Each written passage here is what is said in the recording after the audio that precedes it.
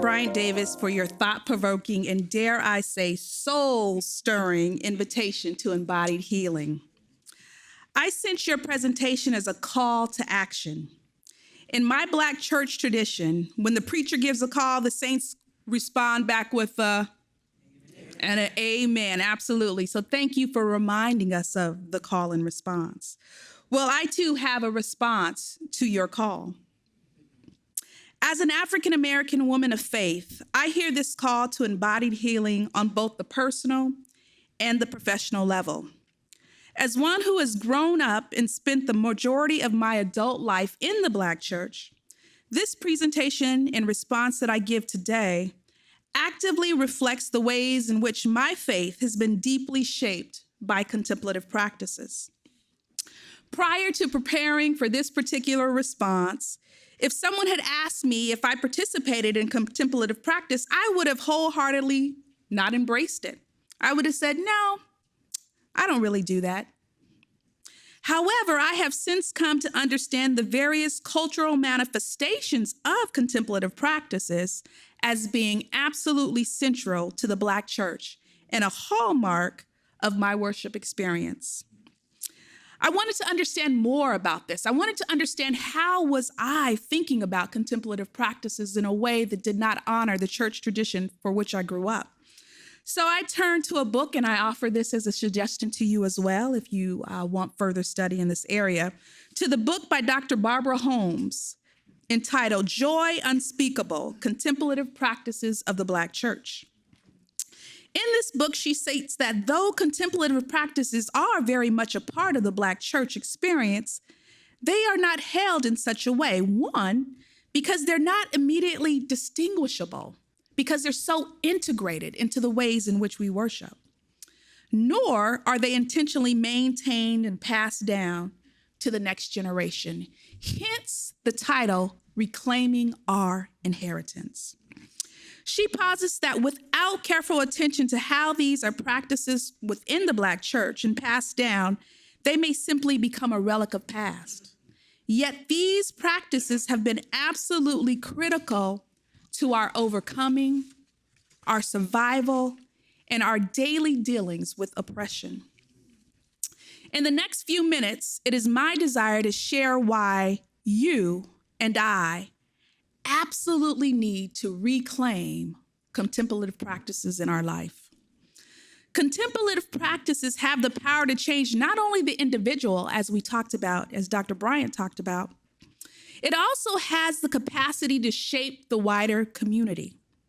Contemplative practices, though commonly viewed as an individual practice, has the ability to transform the world around us.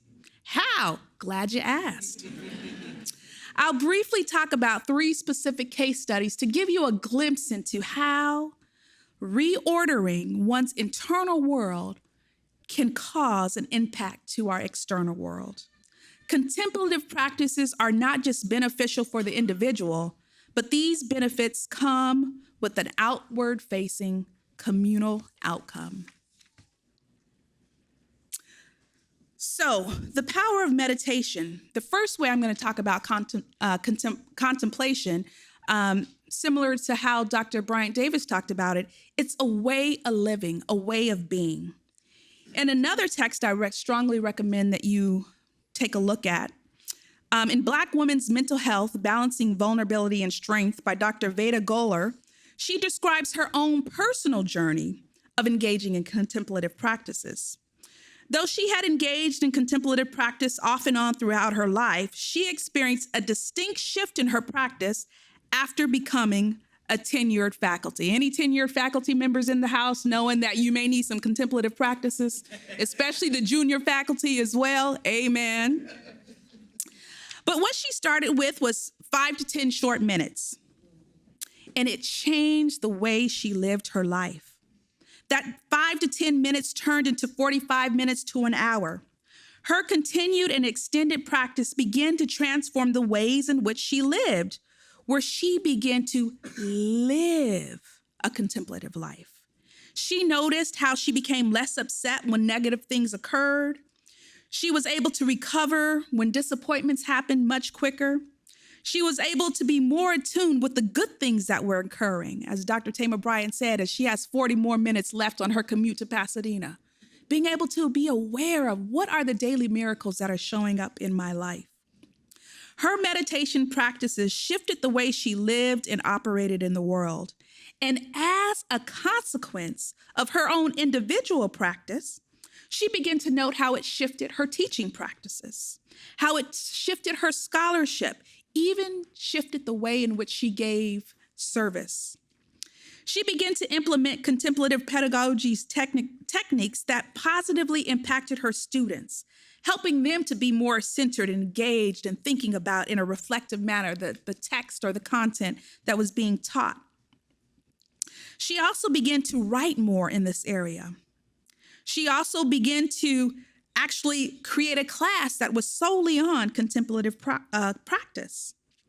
And finally, she began to offer contemplative retreats for faculty of color. Her private contemplative practices promoted a desire to bring contemplation to her broader community. Dr. Goler's commitment to her own practice benefited her as an individual and created sacred spaces and opportunities for others to be transformed. Contemplation is a way of disrupting the busyness and the hurried rhythms of life. It allows for us to slow down our internal being so much so that we are able to sit, to hear, and reflect and be while we're in the presence of God, where our whole continents can be transformed, where we become renewed, restored, and refreshed. It's a way of living, a way of being.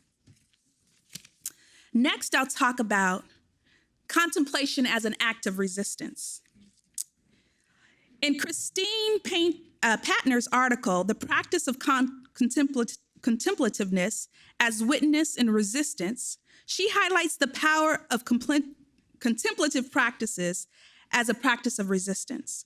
Resisting or refusing to accept or comply with the hurried pace and the business that our modern day society thrusts upon us.